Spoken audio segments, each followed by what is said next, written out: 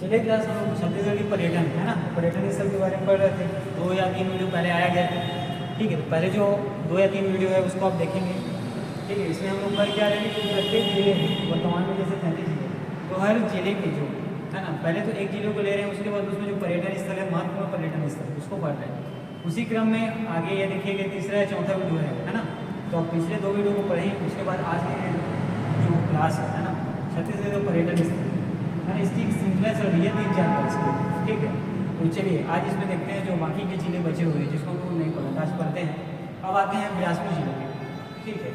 जिला कौन सा है आपका? बिलासपुर। अब इसमें हम लोग पर्यटन स्थल के पुरातात्विक स्थल है ना, उसके बारे में देखेंगे। तो स्थान का नाम याद रखना गतौरा। यहाँ क्या है कि यहाँ महादेव मंदिर है, ठीक है। बिलासपुर जिले में भी आप हैं गतौरा में, और गतौरा में आपने क्या देखा? तो महादेव मंदिर को देखा, ठीक। और महादेव मंदिर का दर्शन करने के बाद आप गए आगे और पहुँच गए कहाँ? तो रतनपुर, ठीक है। रतनपुर भी बहुत ही है ना महत्वपूर्ण स्थल है, इतिहास के दृष्टिकोण से है ना, साथ में धार्मिक दृष्टिकोण से। तो आप इसको बहुत अच्छे से याद रखेंगे कि रतनपुर में क्या है ना, पर्यटन स्थल में क्या क्या चीज़ देखने के लिए, ठीक। तो चलिए रतनपुर में एक तो महामाया याद रखना है ना, पूरे छत्तीसगढ़ का बहुत ही फेमस मंदिर है महामाया मंदिर। कहाँ है? तो रतनपुर में, ठीक। इसके बाद आपको यहाँ देखने को मिलेगा भैरव मंदिर, ठीक है। भैरव मंदिर देखने को मिलेगा आपको रतनपुर में। उसी प्रकार रतनपुर में रतन किला और गज किला भी आपको देखने को मिलेगा, ठीक है। रतनपुर में रतन किला और गज किला भी आपको देखने को मिलेगा, ठीक। सती चौरा ये भी कहाँ है? तो रतनपुर, ठीक है। सती चौरा आपको कहाँ देखने को मिला? यहाँ रतनपुर में, ठीक है।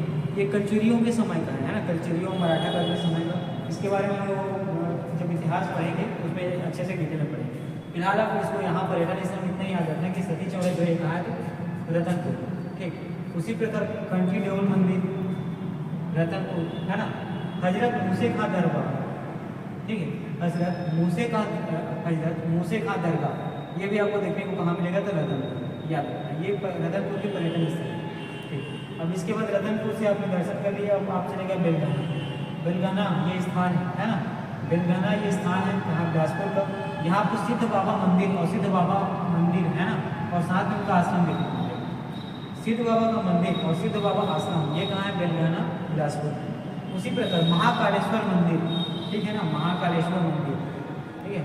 ये मध्य प्रदेश नहीं है, ये आपको मिलेगा हमारे बेलगाना बिलासपुर, ठीक है। महाकालेश्वर का मंदिर कहाँ है? तो बेलगाना बिलासपुर। आप सबसे पहले गए थे गतौरा, गतौरा घूमने के बाद रतनपुर पहुँचे, रतनपुर के बाद आगे गए बेलगाना। अब पहुँचते हैं आप कहाँ आगे? तो बेलगाना। बेलगाना से आगे आप गए और मिला कहाँ? तो बेलपान। बेलपान में आपको जगह, ठीक है, बेलपान जगह है, याद रखना स्थान का नाम है। शिव मंदिर, साथ में विशाल कुंड है ना, नर्मदा कुंड भी कहा जाता है, और सीताकुंड, ये आपको कहाँ देखने को मिलेगा? तो बेलपान बिलासपुर, ठीक। शिव मंदिर, विशाल कुंड और सीताकुंड ये आपको कहाँ देखने को मिलेगा? तो बेलपान बिलासपुर। चलिए अब बेलपान से आगे निकले और हम लोग पहुँचे कहाँ? तो मल्हार, ठीक है। मल्हार में आपको किला देखने को मिलेगा जिसका नाम है मल्हार किला, है ना। मल्हार में जो किला है इसीलिए इसको मल्हार किला कहा गया। उसी प्रकार पातालेश्वर महादेव मंदिर है ना जी, जो आपको पौराणिक कथा या धारावाहिक देखते हैं वहाँ है ना, आकाश पाताल जो बात की जाती है वही है। पातालेश्वर है ना महादेव मंदिर कहाँ है? तो ये मल्हार में, ठीक है। भीम कीचक मंदिर है ना, भीमा कीचक मंदिर ये कहाँ है? तो मल्हार बिलासपुर में, याद रखना इंपॉर्टेंट है। पातालेश्वर महादेव मंदिर को याद रखना, ये मल्हार में है। उसी प्रकार भीमा कीचक मंदिर ये कहाँ है? तो मल्हार बिलासपुर में। और एक हाँ इसमें ये भी बहुत इंपॉर्टेंट है, गिरनेश्वरी मंदिर कहाँ है? तो मल्हार बिलासपुर, ठीक। गिरनेश्वरी मंदिर कहाँ है? तो मल्हार बिलासपुर। चलिए अब आपने मल्हार घूम लिया, मल्हार का घूमने के बाद आप आगे पहुँचे कहाँ? तालाब, ठीक है। सुपर मस्त है। देवरानी जेठानी का मंदिर, ठीक है, पहले एक विशेष एग्जाम में ये आया हुआ है। तो देवरानी जेठानी मंदिर कहाँ है? तो तालागांव बिलासपुर। रुद्र शिव की अष्टमुखी प्रतिमा, ठीक है। रुद्र शिव की है ना, रुद्र कहने का मतलब जो गुस्से में है ना, तो रुद्र शिव की अष्टमुखी प्रतिमा ये भी कहाँ है? तो तालागांव बिलासपुर। देवरानी जेठानी का मंदिर विशेष रूप से आप याद रखेंगे तालागांव बिलासपुर में। उसी प्रकार पातालेश्वर महादेव मंदिर, भीमा कीचक मंदिर और वैष्णवी मंदिर, बहुत अच्छे से आप इसको याद रखें, अच्छे से पढ़ें, मल्हार बिलासपुर के। चलिए अब आगे बढ़ते हैं। अब हम लोग पहुँचते हैं दल्हा पहाड़, ठीक है। दल्हा पहाड़ के बारे में हम लोग जांजगीर चांपा जिले में अकालतरा के पास पढ़ा हुआ है, ठीक। तो याद रखना ये दल्हा पहाड़, वो दल्हा पहाड़ में दोनों अलग अलग है। तो दल्हा पहाड़ में सिद्ध बाबा मंदिर, ठीक है, और कोटेश्वर मंदिर। सिद्ध बाबा मंदिर और कोटेश्वर मंदिर ये कहाँ को देखने को मिलेगा? दल्हा पहाड़ बिलासपुर, ठीक है। सिद्ध बाबा मंदिर और कोटेश्वर मंदिर याद रखना। खोंदरा, खोंदरा का की स्थान है बिलासपुर, ठीक। खोंदरा का की स्थान कहाँ है? तो बिलासपुर में, और इस स्थान पर आपको गरगज पर्वत देखने को मिलेगा, ठीक है।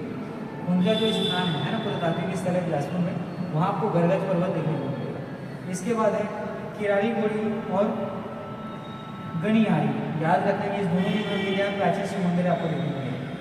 किरारी गोड़ी और गणियारी, इस दोनों जगह पे आपको क्या देखने को मिलेगी? तो शिव मंदिर देखने को मिलेगा। खोंदरा याद रखना बिलासपुर में, यहाँ पे गरगज पर्वत है ना, ये जो पुरातात्विक स्थल है, साथ में पर्यटन स्थल है, इसको हम ध्यान से देखेंगे। उसी प्रकार दल्हा पहाड़ में सिद्ध बाबा मंदिर और कोटेश्वर मंदिर है, ठीक। इसमें आप रतनपुर को विशेष कर याद रखेंगे, इसमें जितनी भी सारी चीज़ें सबको अच्छे से पढ़ी है ना। और बेलपानपुर भी याद रखेंगे आप, क्योंकि यहाँ विशाल को तो सीधा कुंड देखने को मिला है ना। विशाल कुंड को नर्मदा उद्गम के नाम से भी जाना जाता है। फिर आगे है मल्हार, मल्हार को भी विशेष याद रखेंगे। और ताला, ताला गाँव से देवरानी जेठानी मंदिर आप अच्छे से याद रखेंगे, चलिए ठीक। अब यहाँ पे बिलासपुर की जो पर्यटन स्थल उसको हमने पढ़ लिया है ना।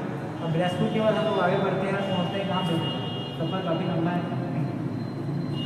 हाँ, बेमेतरा, बेमेतरा में देवकर का के स्थान है, यहाँ घुघुस राजा मंदिर, ठीक है, याद रखो। कोई पेपर में ऐसा पाएगा, पूछा जाएगा कि घुघुस राजा मंदिर कहाँ है? ये है आपका देवकर बेमेतरा, ठीक है। तो है ना, बेमेतरा आप गए, बेमेतरा जिले में, और यहाँ आपको स्थान किया देवकर। देवकर में आपको घुघुस राजा मंदिर है ना, ये देखने को मिला। उसी प्रकार नवागढ़, ये भी कहाँ है? तो बेमेतरा में। नवागढ़ में प्राचीन खेड़ापति मंदिर, ठीक है। नवागढ़ बेमेतरा में प्राचीन खेड़ापति मंदिर है। बेमेतरा में एक चीज़ याद रखना कि जूनी सरोवर, ठीक। जूनी सरोवर कहाँ है? तो बेमेतरा में, ठीक है। जूनी सरोवर कहाँ है? तो बेमेतरा में, याद रखेंगे। उसी प्रकार देवर बीजा नाम के स्थान याद रखना बेमेतरा में, क्या? तो देवर बीजा, ठीक है। देवर बीजा कहाँ? तो बेमेतरा में है। सीता देवी का मंदिर याद रखना है ना, सीता देवी का मंदिर कहाँ है? तो देवर बीजा बेमेतरा में। और सती स्तंभ, ठीक है, सती स्तंभ एक दूसरे स्थान है जहाँ सती स्तंभ देखने को मिला। एक मिला था कहाँ पे? है ना, बिलासपुर में, रतनपुर में। उसके बाद ये आपको सती स्तंभ देखने को कहाँ मिला है? देवर बीजा बेमेतरा में, ठीक।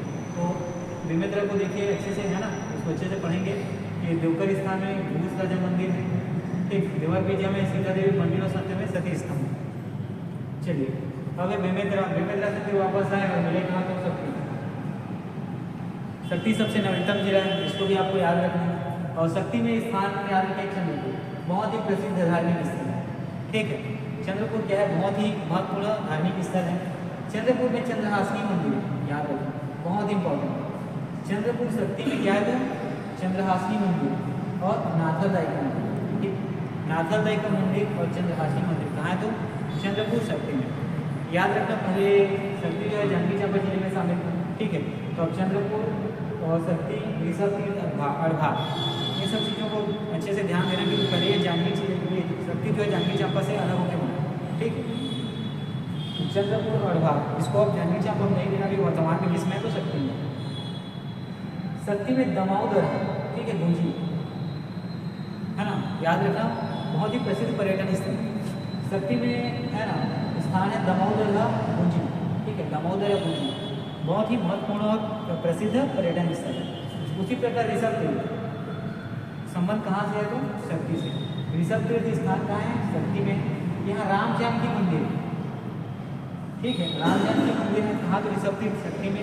उसी प्रकार जोबा पहाड़ आश्रम, ठीक है, जोबा पहाड़ आश्रम कहाँ है? तो शक्ति में, ठीक है। जोबा पहाड़ आश्रम और राम जानकी मंदिर ये कहाँ? ये दोनों स्थान आपको कहाँ देखने को मिला? तो ये ऋषभ तीर्थ शक्ति में। अड़भार, ठीक है, अष्टभुजी माता मंदिर, अष्टभुज मतलब 8 भुजाओं वाली माता का मंदिर कहाँ है? तो अड़भार शक्ति में। और शक्ति में आपको जो अड़भार है वहाँ भव्य शिव मंदिर भी देखने को मिलेगा, ठीक है। शक्ति का जो अड़भार है वहाँ भव्य शिव मंदिर देखने को मिलेगा। तो देखिए आप शक्ति में याद रखेंगे चंद्रपुर बहुत इंपॉर्टेंट है, चंद्रहासी मंदिर है, नाथादाई का मंदिर है, ठीक है। गुंजी दमोदर है, याद रखना शक्ति में है। अभी ये जांजगीर चांपा जिले में नहीं आता है क्योंकि जांजगीर चांपा से अलग होकर शक्ति बना है, ठीक है। और उसके बाद अब आगे बढ़ेंगे अड़भार, अड़भार में अष्टभुजी माता मंदिर देखेंगे और प्राचीन जो भव्य शिव मंदिर वो आपको देखेंगे। जोबा पहाड़ आश्रम, ठीक है, कुछ यूनिक सा नाम आपको यहाँ पे देखने को मिल रहा होगा, जोबा पहाड़ासन। ये कहाँ है तो ये आपके सर पे चलते हैं।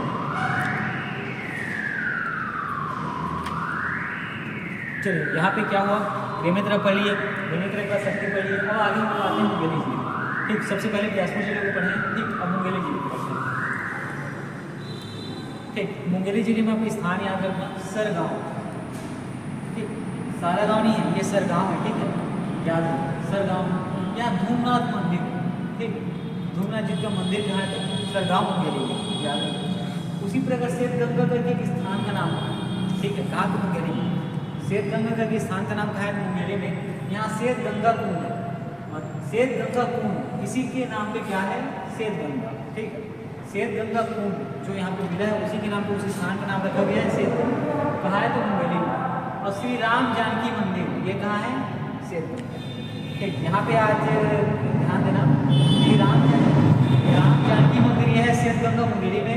उसी प्रकार इसके पहले जिले चलते हैं शक्ति। शक्ति में भी आपको राम जानकी मंदिर ऋषभ देव में देखने को मिलेगा। ठीक, तो राम जानकी मंदिर आज कौन कौन से जिले में देखने को मिला तो शक्ति में, और शक्ति के बाद एक और जिला है मुंगेली। मुंगेली में भी आपको श्वेत गंगा स्थान में राम जानकी मंदिर देखने को मिला। ठीक, चलिए अब आगे चलते हैं और आप पहुँच जाते हैं घूमते घूमते कहाँ तो लोरमी। ठीक है, आप आगे गए श्वेत गंगा स्थान से लोरमी गए, है ना, पहुँच कहाँ गए लोरमी में, यहाँ खुड़िया बांध। ठीक, खुड़िया बांध कहाँ है तो लोरमी मुंगेली में, याद है। खुड़िया बांध कहाँ है तो अरे जी पर्यटन स्थल है, लोग यहाँ पे घूमने के लिए जाते हैं। आप सब भी जाइए, हम लोग हमारे टीम को भी लेके जाएंगे विद कैमरामैन पर्सन। ठीक है, तो यहाँ पे जो खुड़िया बांध है ये है लोरमी मुंगेली में। उसी प्रकार शिवघाट, शिवघाट में प्राचीन शिवलिंग है, ये कहाँ है तो लोरमी मुंगेली में, याद रखना। ठीक है, शिवघाट में प्राचीन शिवलिंग है ना, यह लोरमी मुंगेली में। साथ में खुड़िया बांध कहाँ है तो लोरमी मुंगेली में। चलिए यह हो गया कौन से, है ना, मुंगेली जिले के बारे में। ठीक, यहाँ पे हम लोग मुंगेली जिले को पूरी तरीके से पढ़ लिया है, तो आप इसमें लोरमी को विशेषकर याद रखेंगे। चलिए अब हम पढ़ते हैं धमतरी जिले के बारे में। ठीक, अब आप लोगों ने लोरमी तो घूम लिया, है ना, तो मुंगेली जिला जो पूरी तरीके से घूम लिया। अब आप लोग घूमते घूमते आगे जाएंगे, सफ़र थोड़ा लंबा रहेगा, पहुँचेंगे कहाँ, धमतरी में। ठीक, अब हम पढ़ेंगे इसका मतलब किसके बारे में तो धमतरी जिले के बारे में। धमतरी जिले में स्थान है देवपुर या कंडेल, है ना, कंडेल। ठीक है, इसके बारे में पढ़ेंगे। यहाँ सत्याग्रह हुआ था, तो इसका इतिहास का जो टॉपिक है उसको, है ना, आज पर्यटन स्थल लगभग एक अच्छा खासा यहाँ से देखा जाए तो, है ना, जितने महत्वपूर्ण जिले थे वहाँ से पर्यटन स्थल के बारे में पढ़ लिया। अब इसके बाद अगले हम लोग के अध्याय में कोशिश करेंगे कि इतिहास चालू करें, है ना। देवपुर कंडेल ये कहाँ है, धमतरी में। यहाँ डोंगेश्वर घाट है। ठीक है, क्या है, घाट, याद रखना ना, डोंगेश्वर घाट, है ना, डोंगों को चलता है कि जिसको ना बोलते हैं। ठीक, तो देवपुर कंडेल ये यहाँ क्या है तो डोंगेश्वर घाट, कहाँ है तो धमतरी में। और बिलाई माता का मंदिर इम्पोर्टेंट, बिलाई माता का मंदिर इसके पहले भी पढ़े हुए हैं, तो यहाँ पे देखिएगा बिलाई माता मंदिर कहाँ है तो धमतरी में। ठीक है, बिलाई माता मंदिर कहाँ है तो धमतरी में। उसी प्रकार चलते हैं सिहावा। ठीक है, कहाँ, सिहावा, याद रखना, यहाँ ऋषि जी का आश्रम भी है हमारे, उसके बारे में आगे देखेंगे। कर्णेश्वर महादेव मंदिर, क्योंकि ये पर्यटन का, है ना, पर्यटन स्थल के बारे में इसमें पढ़ रहे हैं, तो जो पर्यटन स्थल उसके बारे में पढ़ रहे हैं, और इसके इतिहास के बारे में फिर वहाँ देखेंगे आश्रम के बारे में। कर्णेश्वर महादेव मंदिर सिहावा धमतरी में।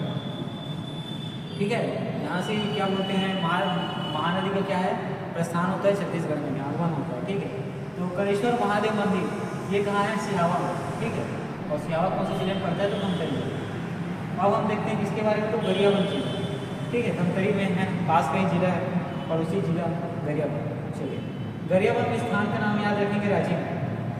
ठीक है, गरियाबंद में स्थान का नाम याद रखेंगे, राजिम। राजिम में राजीव लोचन मंदिर, बहुत इंपॉर्टेंट, कई बार पूछा गया प्रश्न की राजीव, है ना, राजीव लोचन मंदिर कहाँ है तो यह याद रखना है, राजिम गरियाबंद।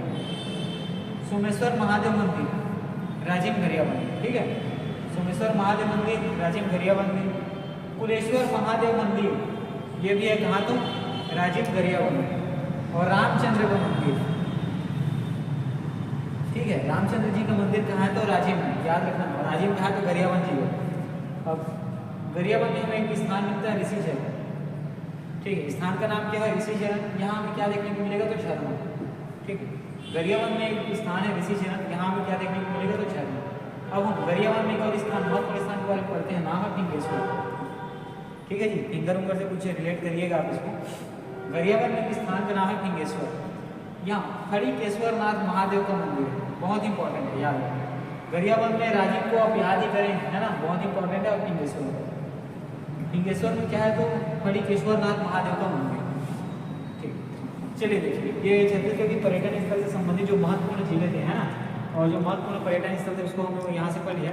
अब इसके बाद कोशिश करेंगे कि आपका इतिहास, है ना, चालू करें। जैसे कि जो परीक्षा के दृष्टिकोण से महत्वपूर्ण अध्याय हैं, जैसे कि आपका कलचुरी वंश के बारे में, है ना, काकती वंश के बारे में। ठीक है, जो छत्तीसगढ़ की स्थानीय राजवंश है उसको पढ़ेंगे।